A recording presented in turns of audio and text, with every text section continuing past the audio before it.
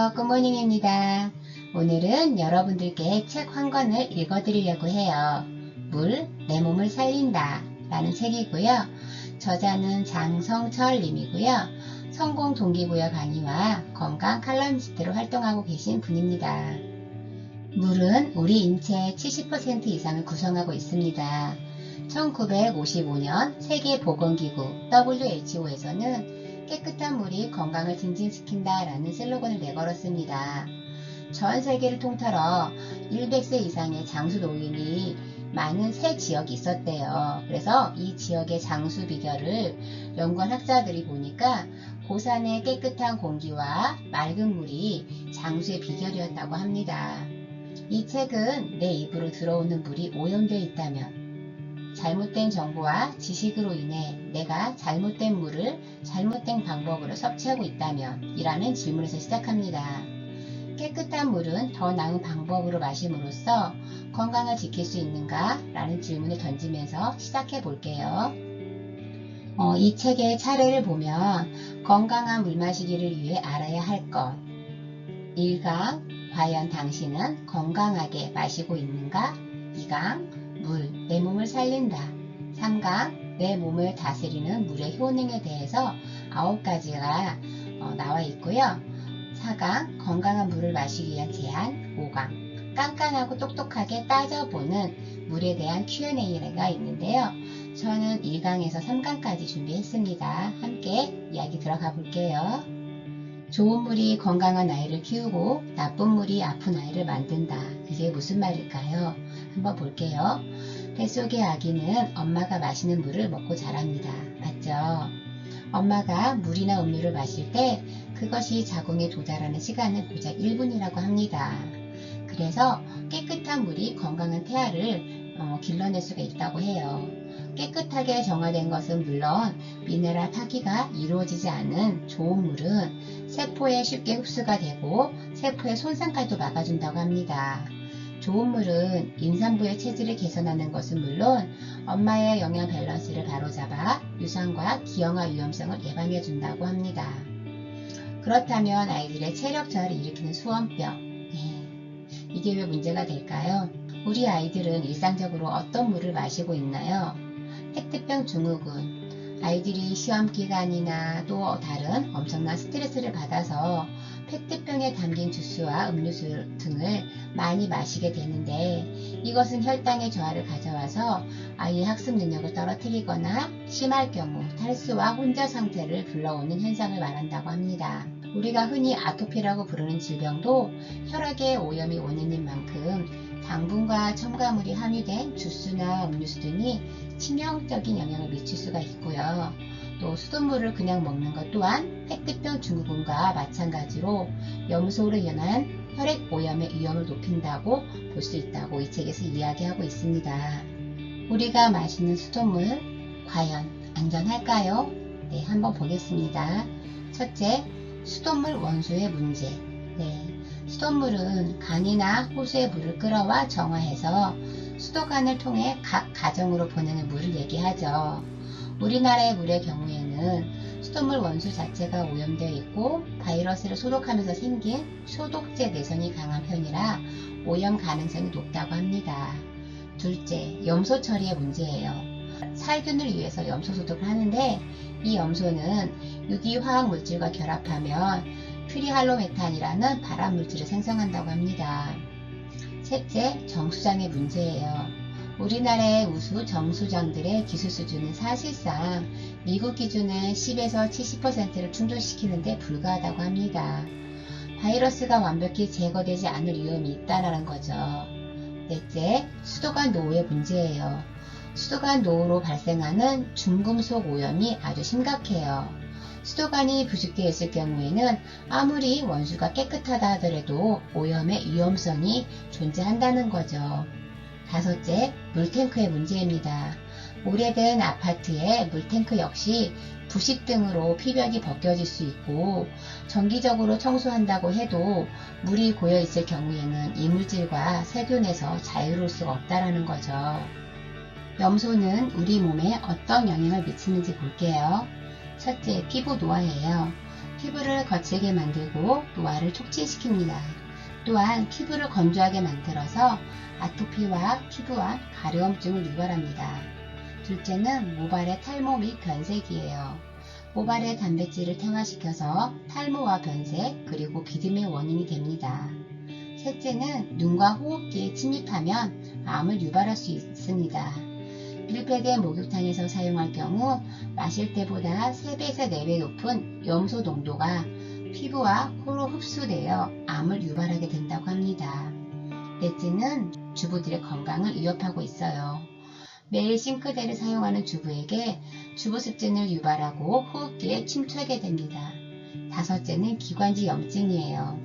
염소가 든 수돗물로 목욕을 할 경우 기관지 세포가 염소의 공격을 받아서 기관지 면역 기능이 교란되면서 알러지 및 천식을 얻을 수 있습니다. 내 몸을 살리는 물, 얼마나 마셔야 할까요? 우리의 생명은 물에 의존하고 있다고 해도 과언이 아닙니다. 인간의 신체 4분의 3 이상이 물일 뿐더러 우리는 해마다 자신의 몸무게의 5배가 되는 물을 마십니다.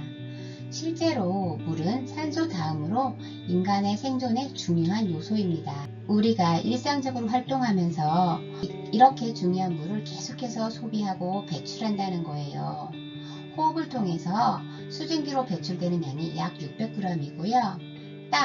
땅구멍을 통해서 땀으로 발생되는 양이 약 500g, 대변과 소변으로 배출되는 게 1400g입니다.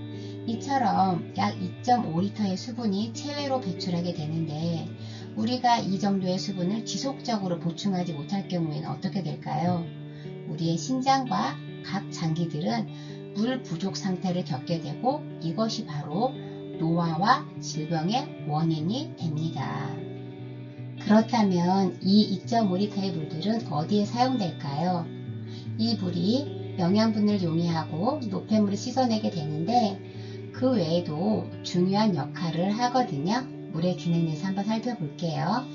첫째, 체내 조직의 모든 틈새를 채우면서 동시에 세포를 연결시킨대요. 둘째는 세포 형태를 일정하게 유지시켜주고 체온 또한 일정하게 조절해준대요.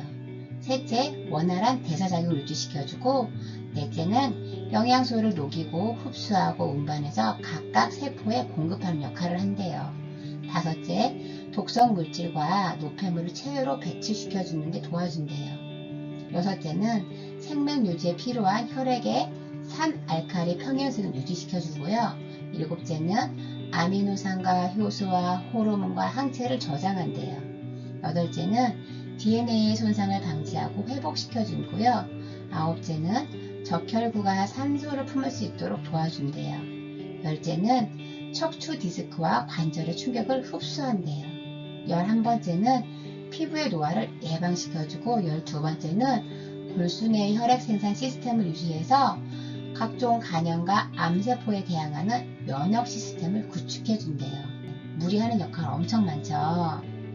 이렇게 많은 기능을 하는 이 물을 우리는 어떻게 마셔야 건강하게 마실 수 있을까요? 네, 이 책에서 말합니다. 자주 그리고 천천히 마시래요. 네. 그런데 우리가 하루에 나는 꼭 2리터를 마실 거야, 2.5리터를 마실 거야 라고 생각을 하죠. 어떤 날은 자주 천천히 챙겨 마시기도 하지만 어떤 날은 나 물 안 마셨어 하면서 막 몰아서 마실 때 있죠. 저만 그럴까요? 네, 저는 막 진짜 한꺼번에 많은 양을 막 마실 때도 있었거든요. 그런데 이 책을 보니까 이렇게 나와 있어요. 몸에 좋다고 해서 물을 한꺼번에 많이 마실 경우에는 장기가 무거워져 가지고 아래로 늘어져서 부담을 느끼게 된대요.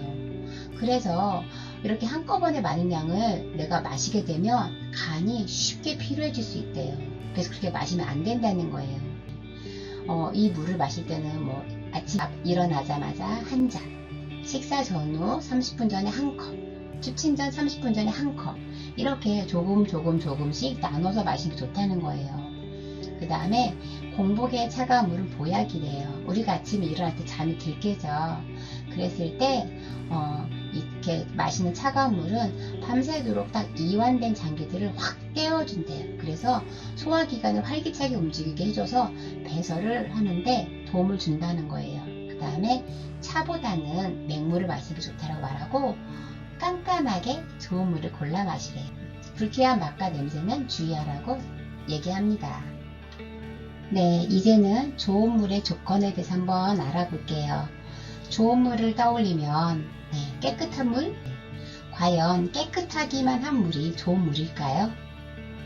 위생은 좋은 물의 가장 기본적인 조건이에요. 하지만 이 외에도 좋은 물로 판명받으려면 다른 여러 조건들이 필요하답니다.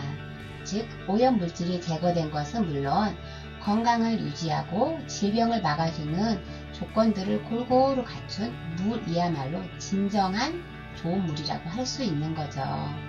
그래서 물 관련 학자들이 말하는 좋은 물의 조건을 한번 살펴볼게요. 첫째, 좋은 물은 미네랄이 풍부해야 한다고 말합니다. 미네랄은 비록 우리 몸에 소량만 필요해요. 하지만 체내에서 생성되지 않는 단점이 있죠. 그리고 이렇게 소량이지만 지속적으로 결핍될 경우에는 치명적인 질병을 일으킬 수가 있습니다. 좋은 물은 이 미네랄의 섭취와 흡수를 촉진해서 건강 유지에 큰 도움을 줄 수 있어요. 둘째는 약알칼리물이어야 한다고 합니다. 약알칼리수는 생체 활력을 높여주고 각종 병에 대한 저항력을 키워주는 효능이 있습니다. 또한 노화의 원인인 산성물질을 중성화시킴으로써 인체 노화를 방지하기도 합니다. 셋째는 인체에 해를 끼치는 유부기 화합물과 미생물, 박테리아, 바이러스가 없어야 한다고 얘기합니다. 매일 마시는 물이 인체에 유해 요소가 있다면 물이 제 기능을 할 수 없을 뿐더러 하루에 1리터에서 2리터의 양을 마신다는 점에서 몸에 치명적인 영향을 미칠 수가 있어요. 넷째는 잔류 염소가 없어야 합니다. 수돗물을 정화하는 과정에서 필수적으로 염소가 투여되는데 이 염소는 역한 냄새를 풍길 뿐만 아니라 일부 유기화합물과 결합하며 트리할로메탄이라는 발암물질을 생성하기 때문에 잔류 염소의 여부는 물의 조건에서 아주 중요한 부분이에요. 내 몸을 다스리는 물의 효능 9가지에 대해서 한번 이야기 나눠볼게요. 첫째, 암 질환과 물이에요. 사실상 물이 암을 치료한다는 것은 감히 확신하기 어려운 이론이죠. 그러나 암 환자가 치료 도중에 좋은 물을 마시고 암의 치료에 지대한 영향을 미친 사례는 실제로 존재합니다. 그래서 우리 몸에 이로운 성분을 가진 물 분자가 암과 싸우는 능력을 가지고 있고 앞으로도 항암 치료에 물 치료의 가능성이 높아지고 있음을 보여주는 아주 중요한 증거라고 할 수 있습니다. 둘째는 당뇨와 물이에요. 수많은 질환들 중에서도 당뇨는 물과 깊은 연관이 있어요. 우리의 췌장은 우리 몸의 물 조절을 직접적으로 관여합니다. 췌장이 제대로 움직이려면 물이 들어오거나 산 분비가 멈추거나 해야 하는데요. 그런데 물이 부족하게 되면 인슐린 분비가 동시에 줄어들고 인슐린은 더 이상 여타 말초 세포들에게 물과 영양분을 전달할 수 없기 때문에 그 기능을 잃게 되면서 이것이 몸 안의 생체 흐름을 끊어놓게 됩니다. 바로 이때 좋은 물을 충분히 공급해 주는 것은 굉장히 중요한 일이 됩니다. 물과 깊은 관련이 있는 인슐린 분비의 정상화에 큰 도움을 줄 수 있기 때문이에요. 셋째는 면역체계와 물이에요. 인체는 스스로를 방어하기 위해서 복잡한 면역체계를 가지고 있습니다. 이 면역체계가 무너지면 우리는 각종 질병에 걸릴 뿐만 아니라 더 치명적인 질병으로 나아갈 수가 있어요. 이때 좋은 물은 우리 몸의 면역체계에 직접적으로 관여해 줍니다. 여러 가지 면에서 좋은 물의 조건을 갖춘 물을 섭취하는 게 아주 좋습니다. 여러 면에서 좋은 물의 조건을 갖춘 물을 섭취하는 것은 굉장히 큰 도움을 받으실 수 있습니다. 네 번째는 혈관계 질환과 물이에요. 동맥경화와 고혈압은 혈관의 문제이지만 근본적으로 보면 피가 오염돼서 생기는 질환입니다. 동맥경화의 직접적인 원인 중에 하나가 과산화지질입니다. 이 과산화지질을 지질 단백이 산화되어 생기는 것으로 좋은 물은 항산화 작용을 통해 이 지질이 산화되는 것을 막아줍니다. 이 알칼리수의 좋은 물의 성분이 과산화 지질을 억제하고 혈관 노폐물을 씻어주기 때문입니다. 5번째는 알레르기와 물이에요. 알레르기는 그 원인이 정확히 밝혀지지 않았지만 대부분 의학자들은 식생활의 개선, 즉 인스턴트를 피하고 수분이 많은 신선한 야채를 먹을 것을 권합니다. 여기에서도 물의 역할은 면역체계의 강화와 일정한 항산화 작용과 연관이 있습니다. 백혈구를 튼튼하게 해서 면역체계를 강하게 만들면 알레르기에 대한 과민 반응을 줄일 수 있을 뿐만 아니라 항산화 작용이 활성산소를 제거하면 염증 반응을 완화할 수 있기 때문입니다. 6번째는 골다공증과 물이에요. 골다공증의 치료의 기본은 칼슘과 칼륨의 보충이지만 이만큼 중요한 또 하나가 바로 혈액의 산성화를 방지하는 것입니다. 이때 좋은 물을 마시게 되면 혈액이 깨끗해지고 항산화 작용으로 인한 체액의 산성화가 억제되게 됩니다. 즉 골다공증은 단순한 칼슘과 칼륨만의 문제가 아닌 칼슘을 완활하게 보급하고 피를 맑게 해주는 물의 도움을 받아야 해결할 수 있는 질병 중의 하나입니다. 7번째는 신장 결석과 관련해 좋은 물은 계면 활성력이 높아서 칼슘이 요산과 만나는 것을 막아주고 노폐물의 배출을 쉽게 도와주어서 요산과 칼슘의 결합체가 신장에 쌓이는 것을 막아주게 됩니다. 8번째는 탈수증과 물인데요. 이 탈수증에는 좋은 물을 많이 마시는 것만으로도 충분히 해결될 수가 있고요. 9번째는 저혈압과 물인데요. 이 저혈압의 원인은 체내 칼슘 이온의 부족 때문에 생긴 것으로 단순히 약을 먹기 이전에 질병의 근본 원인을 개선하는 게 좋은데요. 이때 좋은 물은 칼슘 이온의 비율을 일정하게 유지해주는 역할과 동시에 노폐물의 배출을 도와줌으로 인해서 칼슘 이온의 원활한 공급이 심장 기능을 정상화시켜 줍니다. 물, 알면 약이 되고 모르면 병이 됩니다. 과학자들은 생명체의 기원이 물에서 비롯되었다고 말합니다. 실제로 인간의 몸은 70%가 물로 이루어져 있으며 우리 간의 69%, 콩팥의 74%, 연골의 80%가 물입니다. 뇌에는 날마다 1.5리터의 물이 순환하며 단단하게 그지없는 근육은 대부분 물입니다. 우리 몸속에 돌아다니는 물이 온갖 균으로 감염되고 탁하다면 금방 병에 걸리는 것은 당연하겠지요. 깨끗한 물만 마셔도 건강에 도움이 됩니다. 우리가 알고 있는 물에 대한 상식은 틀린 것도 많습니다. 물은 알면 약이 되고 모르면 병이 됩니다. 우리가 늘 가까이 하고 항상 마셔야 하는 물, 그래서 어쩌면 가볍게 간과하면서 마시고 있었던 것은 아니었을까요? 오늘 물의 중요성에 대해서 알아봤는데요.